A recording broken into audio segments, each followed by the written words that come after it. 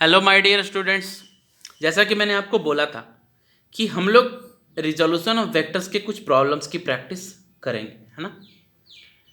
तो आज हम लोग रिजोल्यूशन ऑफ वेक्टर्स पे बेस्ड कुछ एच सी वर्मा के प्रॉब्लम्स की ओर बढ़ते हैं, है ना। मीन्स एच सी वर्मा के कुछ प्रॉब्लम्स को मैं सॉल्व करके आपको बताऊंगा, कुछ आपको होमवर्क भी दूंगा जो आपको करके मुझे कमेंट सेक्शन में या फिर व्हाट्सएप ग्रुप पे बताना है ना। और कुछ और भी रिमेनिंग प्रॉब्लम्स होंगे रिजोल्यूशन ऑफ वेक्टर्स के, जो मैं आज ग्रुप में शेयर करूंगा। अगर आप बना पाते हो तो ठीक है, नहीं बना पाते तो आप अपनी क्वेरी वहां क्लियर कर सकते हैं, है ना। चलिए मेरे प्यारे बच्चों, शुरू करते हैं एच सी वर्मा की एक्सरसाइजेज का क्वेश्चन नंबर 1।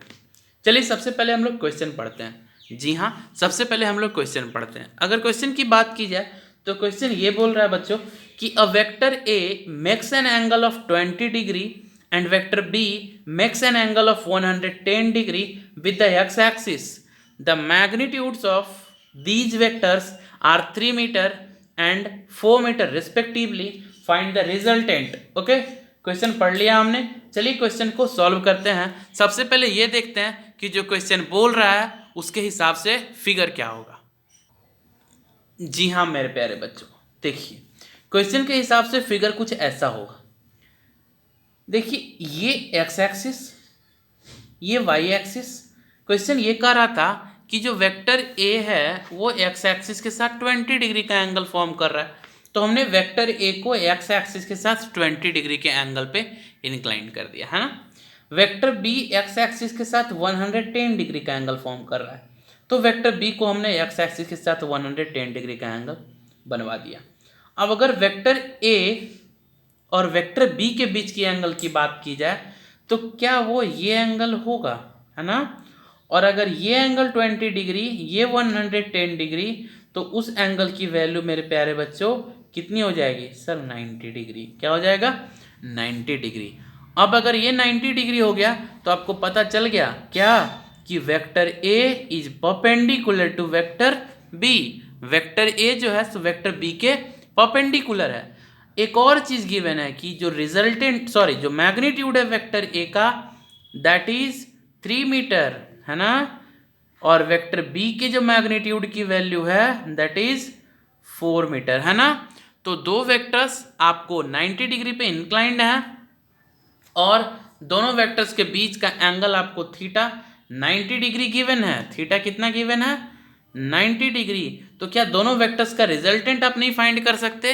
बिल्कुल फाइंड कर सकते हैं सर। और फॉर्मूला जो हम लोग लगाएंगे दोनों वेक्टर्स के रिजल्टेंट के लिए वो ये होगा कि mod of vector R is equal to square root of A square plus B square, है ना।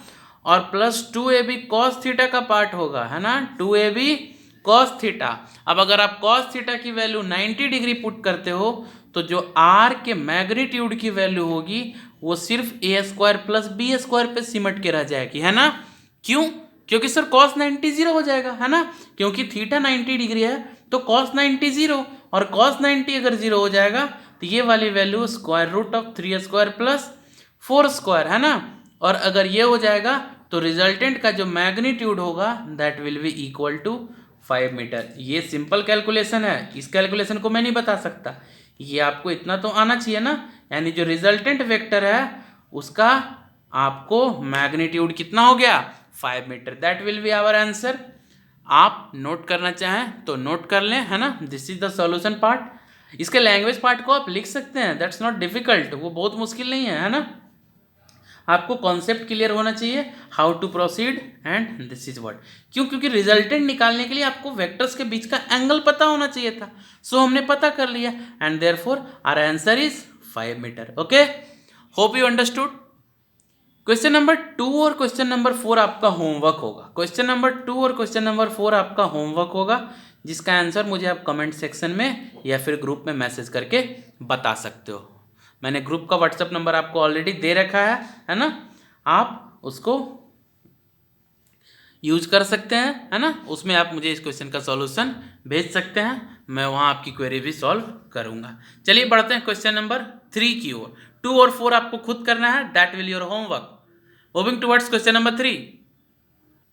चलिए क्वेश्चन नंबर 3 पढ़ते हैं बच्चों। क्वेश्चन नंबर 3 ये कह रहा है कि add vectors vector A, vector B and vector C each having magnitude of 100 units and inclined to X axis at angles of 45 degree, 135 degree and 315 degrees respectively. मतलब आपको तीन वेक्टर्स हैं और तीनों का एक्स एक्सिस के साथ इंक्लिनेशन दिया हुआ है ना। चलिए सबसे पहले एक्सिस बनाते हैं, फिर वेक्टर्स बनाते हैं और फिर क्वेश्चंस को सॉल्व करेंगे हम लोग, ठीक है ना। चलिए मैं फिगर बनाता हूं। जी हाँ, देखिए अगर हम लोग देखें तो क्या ये हमारा वेक्टर ए हो जाएगा, ये हमारा वेक्टर ए हो जाएगा, ये एक्स एक्सिस वाई एक्सिस, ये हमारा वेक्टर ए। तो वेक्टर ए ने एक्स एक्सिस के साथ कितना एंगल बनाया, तो 45 डिग्री। कितना बनाया, 45 डिग्री। अगर इसको हम लोग वेक्टर बी लें, इसको हम लोग क्या लें, वेक्टर बी, तो वेक्टर बी की एंगल भी गिवन है एक्स एक्सिस के साथ, how much, 135 degree. This angle is also given, that is 135 degree, है ना। And the last vector that is vector C, that is subtending an angle of 315 degree with what, X axis. X axis के साथ वो कितना angle बना रहा, 315 degree. अगर देखिए ध्यान से, देखिए मैं बना रहा हूं फिगर वेक्टर सी का। देखिए एंगल का मेजरमेंट हम लोग इधर से रोटेट करते हैं, पॉजिटिव एंगल इधर से होता है, आप ट्रिगोनोमेट्री पढ़ चुके हैं, पॉजिटिव एंगल इधर से मेजर किया जाता है। तो जो 315 डिग्री की वैल्यू होगी वो कुछ इधर से होगा, है ना, इधर से होगा, and that is 315 degree, sorry that is 315 degree, है ना। And this is what, this is our vector सी।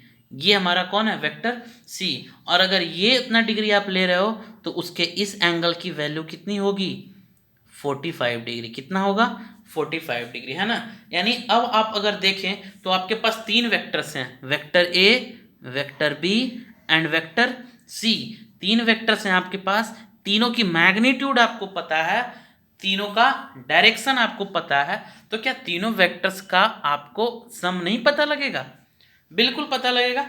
तीनों वेक्टर्स का सम अगर आप निकालना चाहते हैं तो आप इजीली निकाल सकते हैं। सबसे पहले वेक्टर सी को आप सॉल्व करेंगे, है ना, फिर वेक्टर ए को देखेंगे, फिर वेक्टर बी को देखेंगे, या फिर आपकी जो इच्छा हो, ए देखो, बी देखो, सी देखो, हमको तीनों को पहले रिजॉल्व करना है ना।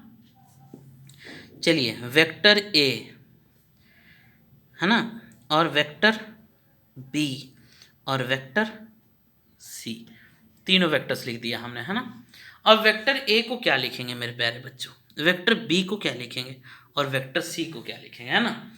सॉल्व करने का बहुत सारा तरीका हो सकता है, ठीक है ना, लेकिन हम अगर तीनों वेक्टर्स को आई, जे और के टर्म्स में रिजॉल्व कर दें तो हमारा काम हो जाएगा, हो जाएगा ना। अगर आई, जे और के टर्म्स में रिजॉल्व कर दें तो हमारा काम हो जाएगा, है ना। लेकिन सर आई, जे और के टर्म्स में कैसे रिजॉल्व करेंगे, तो चलिए देखते हैं। वेक्टर ए को अगर लिखें तो हम लोग लिखेंगे ए कॉस 45, ए कॉस 45, देखिए ध्यान से, A cos 45 I cap and A sine 45 J cap, A cos 45 I cap, A sine 45 J cap, लिख सकते हैं ना ऐसा। हाँ सर, कंपोनेंट रिजॉल्व करके, है ना। तो हम लोग जो वेक्टर ए को लिखेंगे वो ये लिखेंगे, क्या, A cos 45 degree I cap plus A sine 45 degree J cap, लिख सकते हैं ना। कंपोनेंट रिजॉल्व करने के बाद लिख सकते हैं A cos 45 degree I cap plus A sine 45 degree J cap. उसी हिसाब से हम लोग बी और सी को क्या लिखेंगे, सो देखिए। देखिए मेरे प्यारे बच्चों, जब हम लोग वेक्टर ए को उस तरीके से लिखे तो वेक्टर बी के बारे में देखते हैं। तो वेक्टर बी अगर सेकंड क्वाड्रेंट में आप देखो तो क्या ये लिख सकते हैं, B this angle is 45 degree, तो B cos 45 degree I cap, और इधर जाएंगे तो B sine 45 degree J cap, है ना। और जब आप आई कैप देख रहे हैं तो ये आप ओरिजिन से लेफ्ट जा रहे हो तो क्या ले लिया आपने, माइनस, और ओरिजिन से ऊपर जा रहे हैं तो क्या ले लिया, प्लस। उसी हिसाब से सी की देखें बात करें हम लोग तो ये 45 तो आप लिख सकते हो C cos 45 degree I cap, C sine 45 J cap, लेकिन ये आपको ओरिजिन से किधर है, राइट, तो ये क्या हो जाएगा, पॉजिटिव, ये क्या हो जाएगा पॉजिटिव, और ये ओरिजिन से नीचे जा रहे हो तो ये क्या हो जाएगा नेगेटिव, है ना। अब आपको ये ए क्या, तो सर ए का मैग्नीट्यूड, बी क्या, बी का मैग्नीट्यूड, और सी क्या, सी का मैग्नीट्यूड।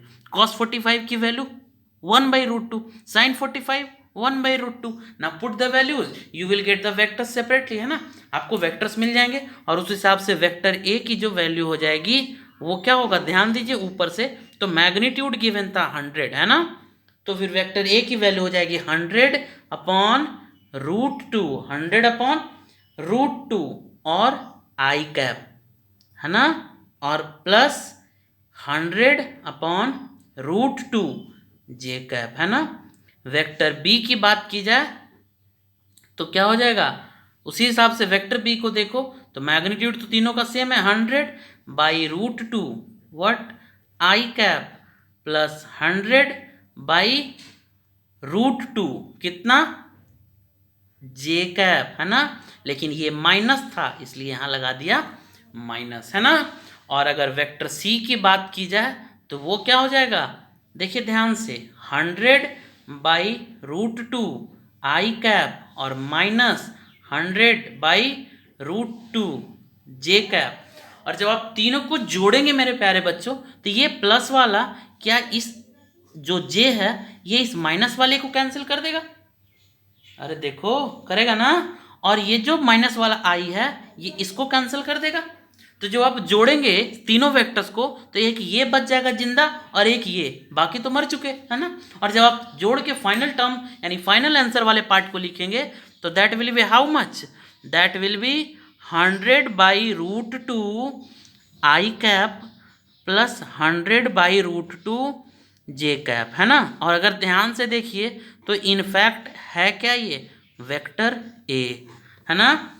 ध्यान दीजिए ये क्या है, वेक्टर ए, है ना, ये वेक्टर ए है। ये तो हो गया कि हमने कंसेप्चुअली सॉल्व किया कंपोनेंट्स रिजॉल्व करने के बाद। अगर ध्यान दीजिए मैं आपको एक और तरीके से बताता हूं कि आपको वेक्टर बी और वेक्टर सी दोनों अपोजिट दिख रहा है एक दूसरे के, नहीं दिख रहा क्या, हाँ सर, क्या दोनों की मैग्नीट्यूड बराबर है ना, दोनों की मैग्नीट्यूड बराबर है, तो ये दोनों वेक्टर्स एक दूसरे के नेगेटिव, मतलब दोनों वेक्टर एक दूसरे को कैंसिल कर देंगे रिजल्ट के वक्त। देखो ना, मान लिया किसी बॉडी पे 5 न्यूटन का फोर्स इधर से लगाया और इधर से लगाया तो नेट फोर्स क्या होता था 0, मतलब these two vectors will cancel each other. तो बचा कौन, ए, बचा कौन वेक्टर ए, बचा कौन वेक्टर ए। क्या हमारा कॉन्सेप्ट सही था, क्या हमारा सॉल्यूशन सही था, क्या हमारा फिगर सही था, अरे सब कुछ सही था मेरे भाई, है ना। Means we have solved the question number 3। आपको उम्मीद करता हूं कि समझ में आया होगा, है ना। दोनों तरीके से आप समझ सकते हैं और दोनों तरीके से आप बता सकते हैं। चलिए बढ़ते हैं हमारे अगले क्वेश्चन की ओर। अगर आप इसको नोट करना चाहें तो नोट कर सकते हैं। That is how we can solve the components वाला क्वेश्चन या फिर रिजोल्यूशन ऑफ वेक्टर्स वाला क्वेश्चन। चलिए बढ़ते हैं अगले क्वेश्चन की ओर। क्वेश्चन नंबर 5 की अगर बात की जाए तो ये भी बिल्कुल वैसा ही लग रहा है। Magnitude of X and Y components, angle with X axis और रिजल्टेंट ऑफ दीज 3 वेक्टर्स आपको निकालना है। तो इसका कंपोनेंट ऑफ एक्स और वाई एक्सिस नहीं निकाल सकते, इसका नहीं निकाल सकते, इसका नहीं निकाल सकते। अगर तीनों वेक्टर्स की बात की जाए तो उन्होंने दे रखा है ओ ए, है ना, इसको आप दे सकते हो बी सी, इसको आप ले सकते हो डी ई, है ना। और इन तीनों वेक्टर्स का क्या निकालना है आपको, रिजल्टेंट। बिल्कुल पिछले क्वेश्चन की तरह ही है। आप चाहें तो कंपोनेंट्स रिजॉल्व करके आई जे के टर्म्स में इन तीनों वेक्टर्स को एक्सप्रेस करके उसके बाद तीनों वेक्टर्स का रिजल्टेंट फाइंड कर सकते हैं। मैं ये क्वेश्चन भी आपसे होमवर्क में देखना चाहूँगा। आप मुझे कमेंट सेक्शन में इसका आंसर बता सकते हो या फिर आप खुद से सॉल्व करके उस व्हाट्सएप ग्रुप में भी इसका आंसर छोड़ सकते हो। अगर आप नहीं जुड़े हैं तो मैं फिर से रिक्वेस्ट करूंगा कि आप उस व्हाट्सएप ग्रुप में जरूर जुड़ जाएं ताकि आप कोई भी क्वेश्चन की डिस्कशन कर सकें, क्योंकि कमेंट सेक्शन में उतना आप डिस्कस नहीं कर सकते। चलिए क्वेश्चन नंबर 6 और 7 भी आपके लिए HW मैंने लिख दिया है, ये आपको खुद से करना है ना। आप कर सकते हैं, नहीं होगा मैं अगले लेक्चर में आपको बताऊंगा। कमेंट सेक्शन में आप लिख के बोल दें या फिर व्हाट्सएप ग्रुप जो मैंने ऑलरेडी बोल रखा है आपको। चलिए एक इंपॉर्टेंट क्वेश्चन की ओर बढ़ते हैं, है ना। बहुत ही अच्छा, बहुत ही फेमस क्वेश्चन है ना। देखिए क्वेश्चन ये दिया हुआ है कि अ कैरम बोर्ड, उसकी साइज दी हुई है कैरम बोर्ड की 4 फीट बाई 4 फीट, है ना, मतलब स्क्वायर शेप का है, has the queen at the centre, है ना, सेंटर पे क्वीन प्लेस्ड है। The queen hit by the striker moves to the front edge, striker से हिट होने के बाद क्वीन फ्रंट एज की ओर मूव करता है, रिबाउंड्स लौटता है वापस, and goes in the hole, और कहाँ पहुंचता है, होल में, behind the striking line, striking line के जो पीछे था। Find the magnitude of the displacement of the queen, आपको क्वीन के डिस्प्लेसमेंट का मैग्नीट्यूड निकालना है, कहाँ से, centre to the front edge to the hole and centre to the hole. चलिए फिगर बनाते हैं, इस फिगर पे फोकस कीजिएगा। ये फिगर थोड़ा सा हमको है तो फिगर से ही, लेकिन ये लाइन थोड़ी सी सीधी नहीं लग रही है ना, इसलिए मैंने फिगर को रीड्रॉ किया है। आप इस फिगर पे फोकस करें। मान लिया ये आपका कैरम बोर्ड, ये सेंटर पे क्वीन रखा हुआ है, स्ट्राइकर से आप लगाते हो शॉट, जैसे ही आपने स्ट्राइकर से शॉट लगाया ये सामने जाके टकराता है ना। अगर यहाँ टकराता तब तो जाने का चांस ही नहीं है सर, आप भी कैरम खेलते हैं ना। तो सामने जाके टकराता है और टकराने के बाद वापस कहाँ चला जाता है, होल में जाता है ना। आपको क्या करना है, क्वेश्चंस देखिए ध्यान से, आपको जो डिस्प्लेसमेंट निकालनी है, पहला पार्ट कह रहा है कि from centre to the front edge, centre to the front edge that is AC, AC निकालना है ना। ये नाम मैंने खुद दिया है कि ए पॉइंट पे था, है ना, ए पॉइंट से स्ट्राइक करते हो तो ये सी पॉइंट पे पहुंचता है, तो एसी डिस्प्लेसमेंट निकालनी है ना। और क्या है, from front edge to the hole, ये फ्रंट एज यहाँ से होल, मतलब सीई भी निकालनी है। क्या निकालनी है, सीई भी निकालनी है। और तीसरा करा है कि from centre to the hole, centre से होल तक निकालना है ना, यहाँ से लेके होल तक जाने में जो डिस्प्लेसमेंट हुआ वो निकालना है। तो आई डोंट थिंक ये मुश्किल होगा। अगर आप ध्यान दें तो इस ट्रायंगल में ये दोनों एंगल तो थीटा थीटा बराबर होगा, है ना। अब देखिए ध्यान से, ये पूरा 4 फीट था, तो ये कितना हो गया, 2 फीट। इसको x मानते हैं, ध्यान दीजिए, ए बी को x मानते हैं, तो ये भी x, ये कितना 2 माइनस एक्स, है ना। तो इस ट्रायंगल में देखिए तो tan थीटा की वैल्यू आप निकालोगे कितना, tan theta p by B, tan theta p by B, x upon 2, x upon 2, है ना। इस ट्रायंगल में देखिए तो tan थीटा की वैल्यू हो जाएगी, tan थीटा की value 2 minus X upon 4, 2 minus X upon 4, p by B. दोनों tan थीटा को अगर आप इक्वेट कर देते हो, है ना, दोनों tan थीटा को आप इक्वेट कर देते हो तो आपको क्या मिल जाएगा, x।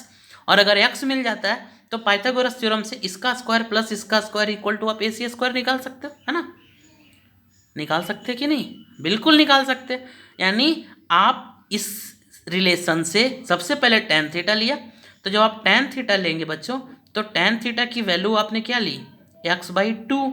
और इस ट्रायंगल से जो tan थीटा आपने लिया वो उस ट्रायंगल से tan थीटा की वैल्यू हो गई 2 minus X upon 4, 2 minus x by 4 CD, है ना। अब इन दोनों को आप इक्वेट अगर कर देते हैं तो you will get what x is, है ना। और जब आप x की वैल्यू मिल जाएगी तो आप पाइथागोरस थ्योरम लगा के AC निकाल दोगे, वो आपके पहले पार्ट का आंसर हो जाएगा, है ना। जब AC मिल जाएगा आपको तो आप ध्यान दीजिए x इसमें पुट करके ये वाला लेंथ निकाल लेंगे, और ये लेंथ जब मिल जाएगा ये आपको पता है तो आप CE निकाल लेंगे, that is front edge to the hole, front edge to the hole. ये CE आपके सेकंड पार्ट का आंसर हो जाएगा। और जब आपको CE पता हो जाएगा तो ध्यान दीजिए ये पूरा आपको पता है, ये पता है, ये आप निकाल देंगे, ये आपका हो जाएगा centre to the hole, centre to the hole, है ना। आई थिंक ये तीनों आप कर सकते हैं। मैंने फिगर आपको समझ दिया, फिगर के बाद सिंपल जियोमेट्री, है ना, आपको फिगर तक समझना चाहिए। देखिए ध्यान से, ये क्वीन, ये स्ट्राइकर आपने जोर से लगाया तो यहाँ से यहाँ टकराने के बाद फिर क्वीन रिबाउंड होती है और रिबाउंड होके वापस होल में पहुँचती है ना। तो क्या किया हमने कि इस लाइन को क्या करा था, सेंटर टू एज, तो इस लाइन को पहले क्वेश्चन का डिस्प्लेसमेंट मान लिया और वही होगा भी, उसको निकाल दिया। Front edge to the hole, इस लाइन को निकाल देंगे, और बाकी ज्योमेट्री है सिंपल, आप वो निकाल देंगे, और सेंटर टू द होल इसको भी निकाल देंगे, है ना। अगर आपको अभी भी समझ में नहीं आया तो आप कमेंट सेक्शन में बोलिए, मैं इसका डिटेल्ड एक्सप्लेनेशन आपको दे दूंगा, है ना। हालांकि जो कॉन्सेप्ट था फिगर बनाने तक ही था, है ना। फिगर बनाने के बाद आप इजीली सॉल्व कर पाएंगे। मेन पार्ट मैंने आपको बता दिया, आप इसको सॉल्व करके इसका आंसर भी मुझे आप कमेंट सेक्शन में बताएंगे। ये आपका एक इम्पॉर्टेंट क्वेश्चन है ना। आई थिंक आप समझे होंगे क्वेश्चंस। अभी तक हमने क्वेश्चन नंबर 8 तक सॉल्व करा। इसके बाद जो एचसी वर्मा में क्वेश्चन है, एक मस्क्यूटो वाला क्वेश्चन है ना, उसको भी हम लोग सॉल्व करेंगे अगले बार जब मैं क्वेश्चंस का सेशन करूंगा तब, है ना। और कुछ डॉट प्रोडक्ट और क्रॉस प्रोडक्ट के भी क्वेश्चंस होंगे, वो हम लोग जब डॉट प्रोडक्ट और क्रॉस प्रोडक्ट पढ़ लेंगे तब उस पे क्वेश्चंस हम लोग सॉल्व करेंगे। और उसी सेशन में मैं वो मस्क्यूटो वाला क्वेश्चन भी सॉल्व कर दूंगा। और अगर आपको इसमें कोई क्वेरी होती है तो आप कमेंट सेक्शन में मुझे बताएं, मैं वो क्वेश्चन आपको उस सेशन में सॉल्व करके बता दूंगा। आई थिंक आप समझे होंगे, है ना। आशा करता हूं कि जो कुछ भी टॉपिक्स आपने वेक्टर में पढ़ा उसकी कॉन्सेप्ट आपकी क्लियर हो रही होगी। अगर कोई भी दिक्कत है मेरे प्यारे बच्चों तो आप मेरे से ज़रूर पूछें, मैं आपको फिर से उस टॉपिक को डिस्कस करूंगा, या फिर आप मेरे से उस व्हाट्सएप ग्रुप में अपनी प्रॉब्लम डिस्कस कर सकते हैं। तब तक जो जो मैंने आपको होमवर्क दिया उसको सॉल्व कीजिए, उसका आंसर मेरे तक पहुंचाइए। कोई दिक्कत हो तो भी मेरे तक पहुंचाइए। और घर पे जितनी ज़्यादा बुक्स की स्टडी कीजिए वो आपके लिए फ़ायदेमंद होगा। एनसीईआरटी जरूर पढ़ें, एचसी वर्मा की बुक के कॉन्सेप्ट्स को जरूर पढ़ें। और क्वेश्चंस बनाने के लिए जब तक कॉन्सेप्ट स्ट्रांग नहीं होगा आपसे न्यूमेरिकल्स नहीं बनेंगे। ओके, तब तक आप घर पे पढ़ते रहिए, क्वेश्चंस की प्रैक्टिस करते रहिए, होमवर्क बनाते रहिए, और मिलते हैं हम लोग अगले लेक्चर में। तब तक के लिए गुड बाय।